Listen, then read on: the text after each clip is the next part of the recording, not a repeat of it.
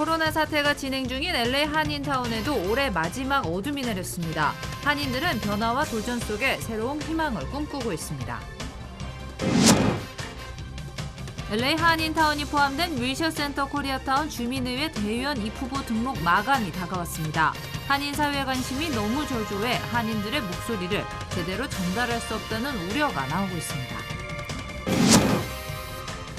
코로나로 심각한 타격을 받은 소규모 업소들에게 무상으로 제공되는 그랜트 신청이 시작됐습니다. 최고 2만 5천 달러까지 지원받을 수 있습니다. 코로나 사망자가 연일 최고치를 경신하는 가운데 새해맞이 모임에 대한 강력한 단속이 실시됩니다. 새해맞이 모임이 코로나를 전파하는 주요 진원지가 되고 있기 때문입니다. 코로나 백신 2회차분을 1회 접종으로 활용해 백신 접종자를 최대한 확대시키자는 주장이 제기됐습니다. 연방정부는 적극 검토하기로 했습니다. 혹시 지금 새해맞이 모임을 갖고 계십니까? 아니면 가질 예정입니까? 자제하시기 바랍니다. 강력한 단속이 실시될 예정입니다. 관련 소식은 잠시 뒤에 전해드리겠습니다.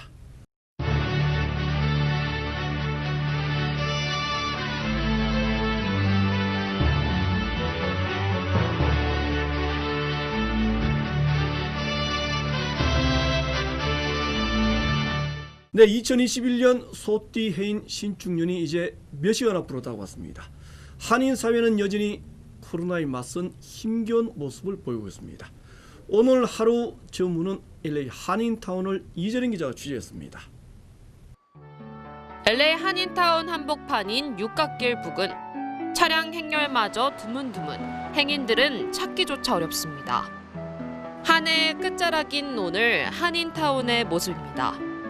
매년 이맘때쯤이면 모임과 행사로 인파가 가득했던 타운의 모습은 사라져버렸습니다. 재택근무가 확대되면서 직장인들은 사라져 길거리는 썰렁함만 가득합니다. 포장과 배달만 가능한 식당가는 한기마저 느껴집니다. 그나마 한인들의 발길이 이어지는 곳은 마켓과 코로나 건진소뿐입니다. 코로나 쓰나미가 진행 중인 한인타운.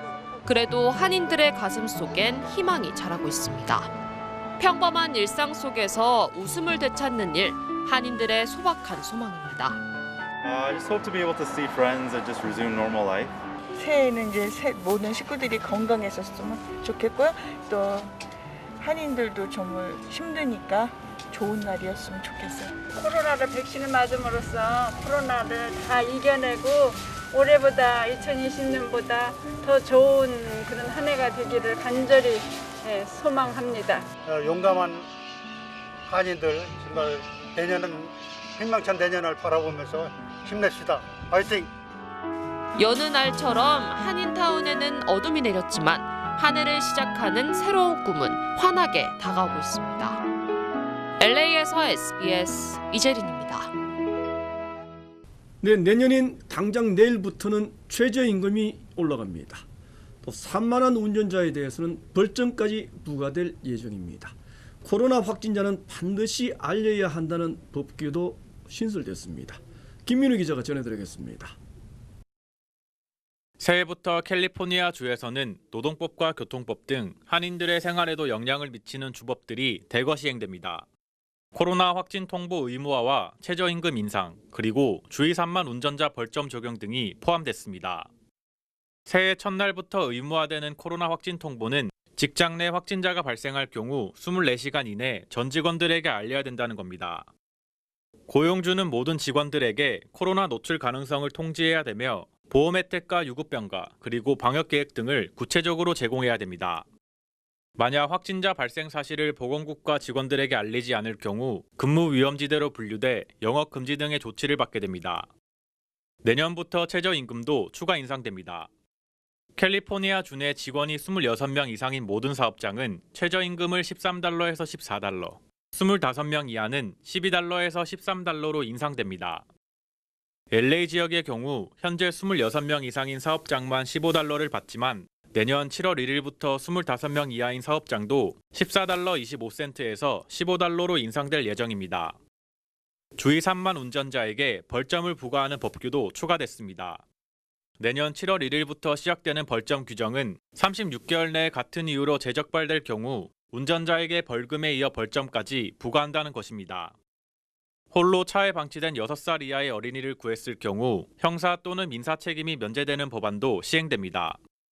낯선 사람이더라도 어린이가 차량 내부 온도로 인해 사망 위험에 처했을 경우 차량을 파손해 어린이를 구출해도 처벌과 소송에 휘말리지 않도록 보호해준다는 겁니다.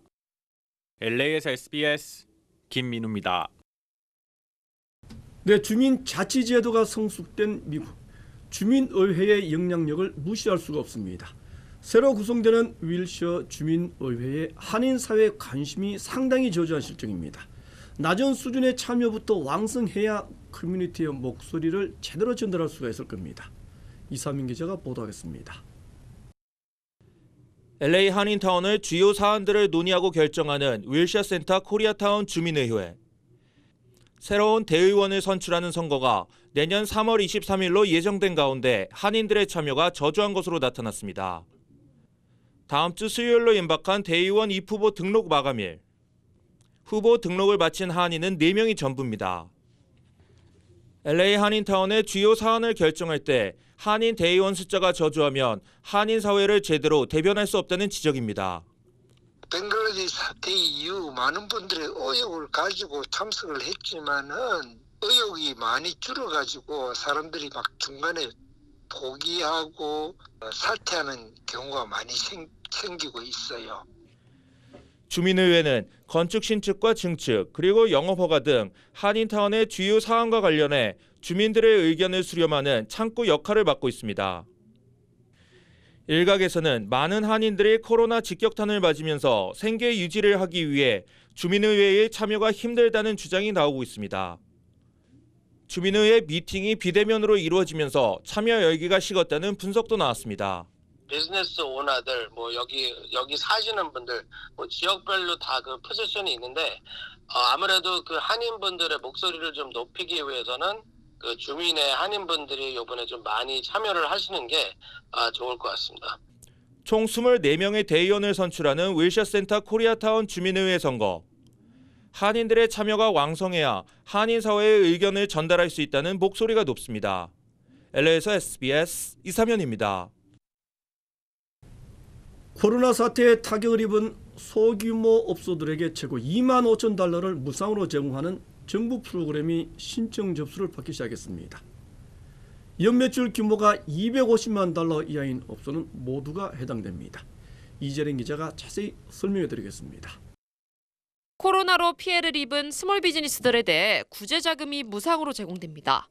캘리포니아 주정부는 소규모와 영세기업 그리고 비영리 단체에 최대 2만 5천 달러를 무상으로 지원하는 프로그램을 시작했습니다. 코로나 영향으로 영업을 중단했거나 업소를 폐쇄한 업체가 그 대상입니다. 2019년 6월 이전부터 운영을 해왔어야 하며 1인 기업과 독립계약자, 1099 근로자도 신청이 가능합니다. 독립계약자인 여행 가이드나 부동산 에이전트도 신청할 수 있습니다. 코로나로 직격탄을 맞은 요식업계와 미용업계, 헬스장 등이 우선 지원 고려 대상입니다. 여성, 소수계 또는 재향군인일 경우에도 우선순위가 올라갑니다. 지원 규모는 연매출에 따라 달라집니다. 연매출 10만 달러까지는 5천 달러, 그리고 100만 달러 이상에서 250만 달러 이하의 연매출을 기록한 업체들은 최대 2만 5천 달러까지 지원을 받을 수 있습니다. 지원금은 렌트비나 유틸리티 비용 또는 직원 급여 등으로만 사용할 수 있습니다. 신청은 프로그램 웹사이트에서 가능하며 세금 보고서와 연매출 증빙 서류 등이 필요합니다. 신청 마감일은 내년 1월 8일 자정까지이며 13일 결과가 발표될 예정입니다. SBS 이재린입니다. 지난주 신규 실업수당 신청 건수가 2주 연속으로 감소한 것으로 나타났습니다. 연방노동부는 전문가들의 예상치인 83만 5천 건을 밑돈 79만 7천 건을 기록했다고 밝혔습니다. 하지만 전문가들은 여전히 미국 경제가 매우 어려운 시기를 지나고 있는 것으로 평가했습니다. 코로나 사태가 시작되기 전 주간 실업수당 신청 건수는 평균 21만 건 내외였습니다. 새해 맞이 모임에 대한 대대적인 단속이 오늘 밤부터 시작됩니다. LA 경찰국 그리고 카운티 셰리프국은 새해맞이 모임이 주요한 코로나 전파 요인이 될 것으로 예상하고 있습니다. 이상민 기자가 보도하겠습니다. 12월 31일 새해맞이 모임을 하지 말라.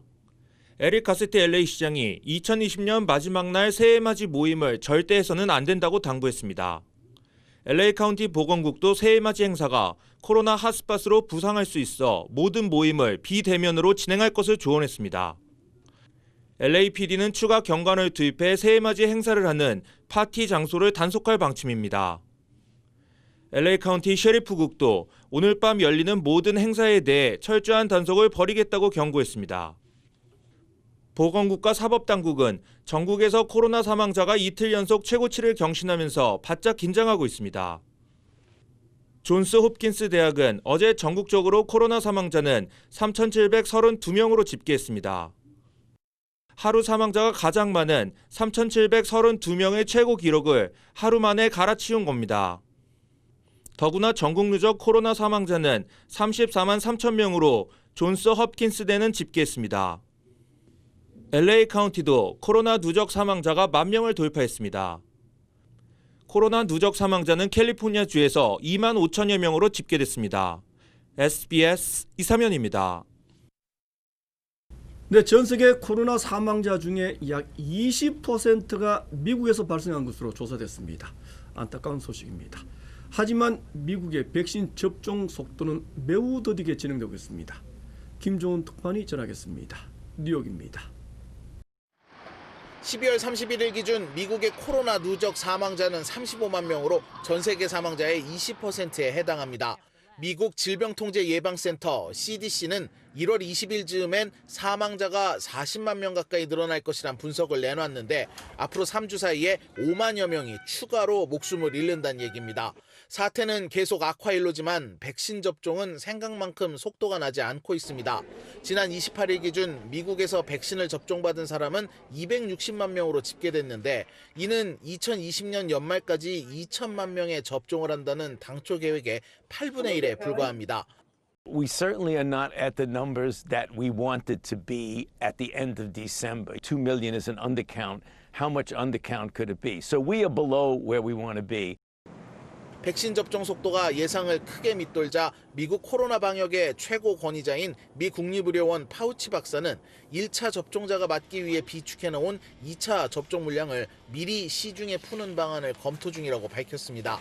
한편 바이든 대통령 당선인 측은 이달 19일에 있을 대통령 취임식 전야에 미 전역에서 코로나 사망자를 위한 추모 행사를 열겠다고 밝혔습니다. 뉴욕에서 SBS 김종원입니다. 네, 그래서 연방정부는 백신 접종 속도를 높이고 그 대상을 확대하는 방안을 집중 검토하고 있습니다. 2차 접종분 백신을 다른 사람들에게 1차 접종분으로 활용하는 방안을 현재 논의하고 있습니다. 백신 접종 대상을 신속하게 확대하자는 주장입니다. 하지만 2차 접종분을 충분히 공급할 수가 있을 것인지 또 2차분 접종 시점을 적절하게 맞출 수가 있을 것인지에 대해서는 논란이 일고 있습니다. 네, 영국에서도 2차 백신 접종 시기를 크게 늘리는 방안을 검토 중인 것으로 전해졌습니다.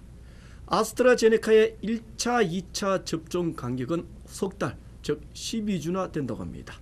계속해서 김영철 기자입니다. 1차 접종을 한 뒤 3주 또는 4주 뒤에 2차 접종을 하는 화이자와 모더나 백신과는 달리 영국 정부는 아스트라제네카 백신을 긴급 승인하면서 1차 접종 후 12주 뒤에 2차 접종을 하도록 했습니다. 백신 공급이 한정된 여건에서 보다 많은 국민들에게 접종을 시작하겠다는 뜻입니다. The approval of the Oxford AstraZeneca vaccine, which is a fantastic achievement for British science, and which will allow us to vaccinate more people and also vaccinate them more quickly. 아스트라제네카는 앞서 4주 간격으로 2번 접종하면 예방 효과가 70.4%였다고 밝혔었습니다.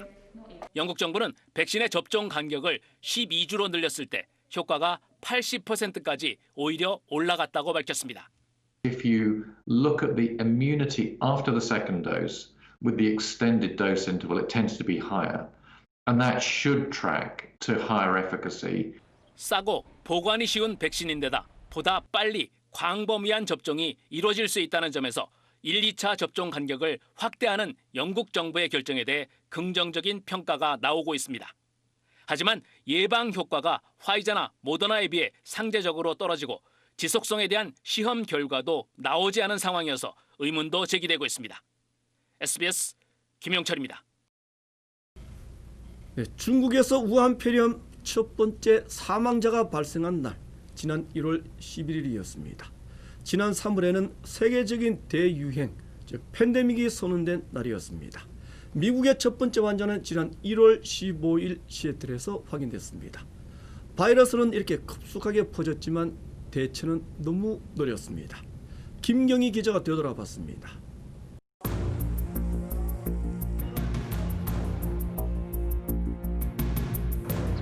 처음엔 원인 불명의 폐렴, 우한 폐렴으로 불렸습니다. 첫 환자 보고 9일 만에 중국은 핵심 정보는 빼고 신종 코로나 바이러스라는 발표만 내놨습니다. 사람 간 전염은 없다더니 바이러스는 사람을 통해 전 세계로 빠르게 확산했습니다. 초연결 시대, 각국 정부가 서둘러 국경을 걸어 잠갔지만 바이러스가 한 발 빨랐습니다. We have therefore made the assessment that COVID-19 can be characterized as a pandemic. 진단도 처방도 늦었습니다. 유럽 국가마다 하루 1,000명 넘는 사망자가 쏟아졌습니다. 더 이상 시신을 묻을 곳이 없다는 탄식과 함께 봄이 지나갔습니다. You know, in theory, when it gets a little warmer, it miraculously goes away. 트럼프 대통령의 호환 장담을 비웃듯 여름에도 바이러스는 건재했습니다.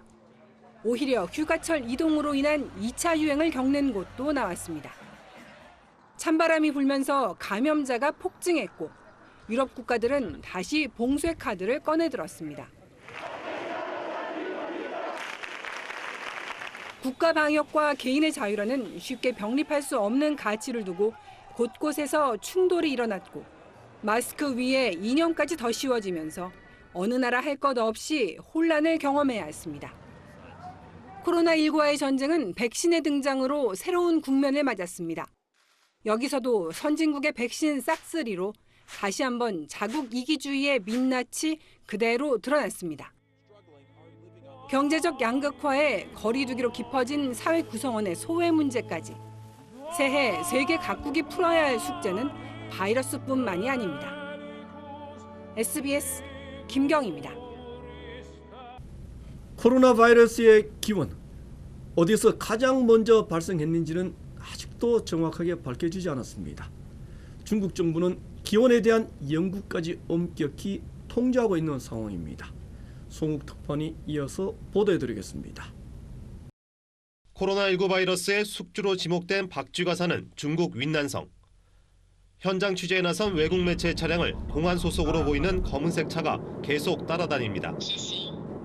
박쥐 동굴로 가는 길은 마을 사람들이 막아섰습니다. AP통신은 중국 정부가 코로나 바이러스의 기원에 대한 모든 연구를 엄격히 통제하고 있다고 보도했습니다.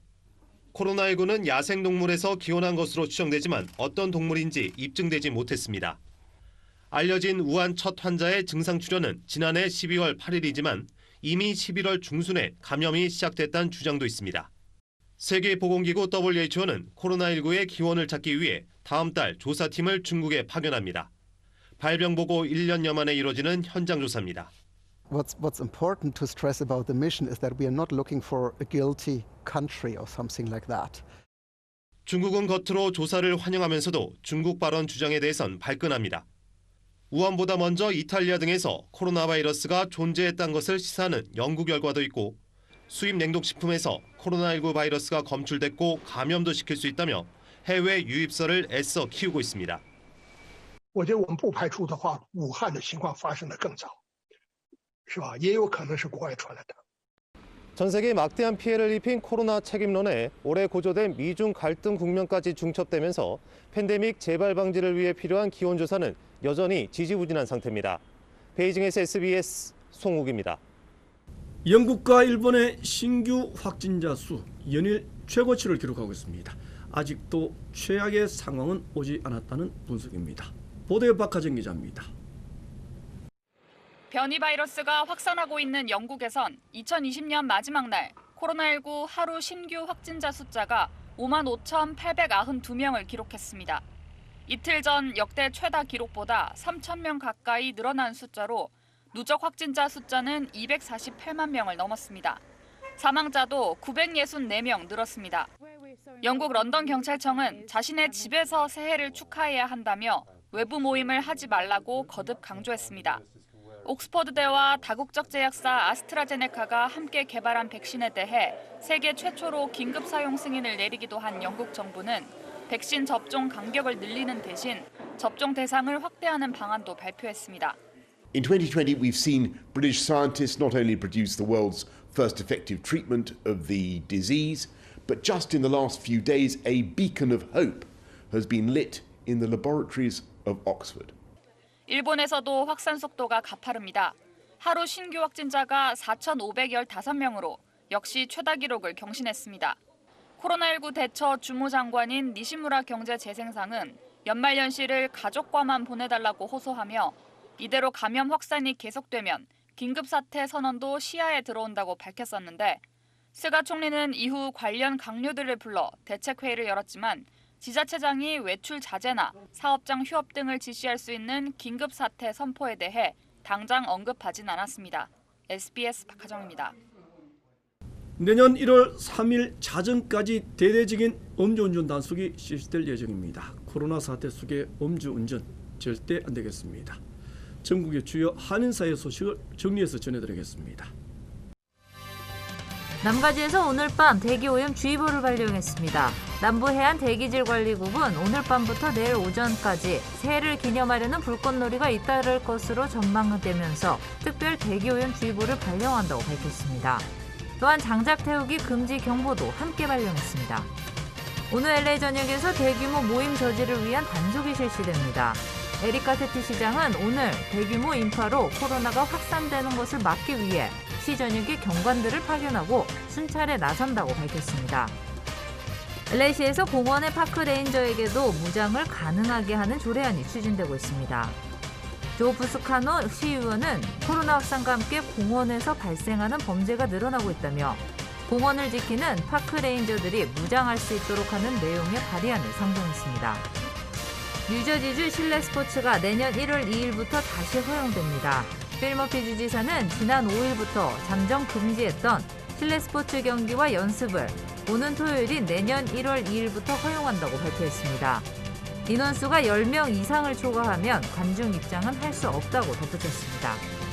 일부 애완동물 사료가 리콜됐습니다. 연방식품의약국 FDA는 스포츠 믹스사가 생산하는 애완동물 사료 9개 제품에서 매우 강한 발암성 독질 물질인 곰팡이 독이 발견됐다며 리콜했습니다. 지금까지 모두 28마리의 개들이 중독 증상으로 죽었고 8마리가 병을 앓고 있다고 밝혔습니다.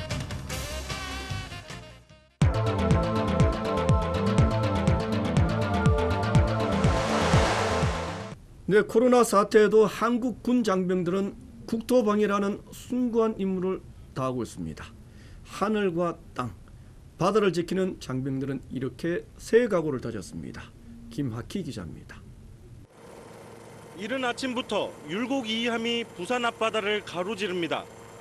경계 근무 중인 해군 장병, 망원경에서 눈을 떼지 못합니다. 필승 해군, 선진 해군으로서 2021년 새해에도 부여된 임무를 반드시 완수하겠습니다. 대한민국을 지키는 가장 높은 힘, 공군도 있습니다. 동해 상공에서 초계 비행 중인 F-15K에서 새해 각오를 전해왔습니다. 건전한 새해에도 대한민국 영공을 굳건히 지키겠습니다. 전장의 지배자로 불리는 육군 K2 전차. 경기 포천 승진훈련장에서 기동훈련이 한창입니다. 코로나19를 극복하고 힘차게 전진하는 2021년이 되시길 바랍니다. 서해 최북단 백령도는 귀신 잡는 해병대가 지키고 있습니다. 올 한해도 해병대는 국가, 국민이 부여한 숭고한 사명을 반드시 완수하겠습니다. 6.25 참전용사인 할아버지에 이어 한국에서 복무 중인 주한미군도 새해 인사를 전해왔습니다. I would like to wish everyone a happy new year with love enjoy in 2021. We go together, 갑시다. 지금 이 순간에도 국군 장병들은 대한민국의 평화와 국민 안전을 위해 구슬땀을 흘리고 있습니다. SBS 김학규입니다. 네, 빅데이터를 통해 올 한 해 한국인들의 일상도 되돌아봤습니다. 역시 코로나 사태가 가장 큰 영향을 끼쳤습니다. 홍영재 기자입니다. SBS가 빅데이터 분석업체 RSN과 함께 올 한 해 포털 기사와 소셜미디어, 블로그, 온라인 커뮤니티에 올라온 글 28억 9천만 건을 분석했습니다. 올해를 관통하는 대표 키워드, 예상대로 코로나19였습니다. 코로나19는 우리 사회 모든 분야를 바꿔놨습니다. 코로나19 이후 학교는 텅 비었고 비대면 수업이 일상화됐습니다. 온라인 수업, 계약 연기, 가정 보육 같은 단어들이 코로나19 연관어로 많이 나왔습니다. 코로나가 불러온 또 다른 현상, 이른바 집콕 문화입니다.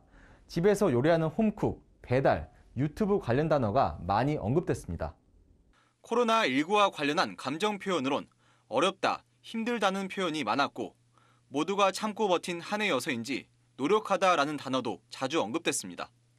빌보드 차트 1위에 오르며 K-팝 역사를 새로 쓴 BTS가 코로나19에 이어 2위였습니다. 글로벌, 빌보드란 단어 외에 위로라는 연관어가 눈에 띄었습니다. 여당의 압승으로 끝난 21대 총선은 3위, 추미애 법무부 장관과 윤석열 검찰총장으로 대표되는 권력기관 간 갈등은 4위였습니다. 갈등이 이어지면서 1년 내내 엎치락 뒤치락 두 사람의 이름이 함께 언급됐습니다. 트로트 열풍과 동학 개미 운동으로 불리는 주식 투자 열풍, 과시형 소비를 일컫는 플렉스가 뒤를 이었습니다. 전 국민을 분노하게 만든 디지털 성착취 범죄 N번방 키워드가 8위에 올랐는데 분노, 끔찍, 혐오라는 단어들이 함께 언급됐습니다. 올해만큼 전방위적으로 영향을 미쳤던 사례는 많이 없었던 것 같습니다. 내년에는 조금 더 밝은 사회나 경제적인 면에서 좀 밝은 분위기에서 다시 출발할 수 있었으면. 코로나19가 불러온 쓰나미급 사회변화 2020년의 키워드였습니다. SBS 홍영재입니다. 일하고 먹고 그리고 놀기 그리곤 잠을 잡니다. 평범한 하루 일상입니다. 돌아보니 기적이었습니다. 행복이었습니다. 평범한 하루 일상에 감사하기, 살아있는 순간순간이 기적임을 깨닫기, 모든 것이 고마운 한 해였습니다. 시청자 여러분 정말 고맙습니다. 이 문서 마치겠습니다.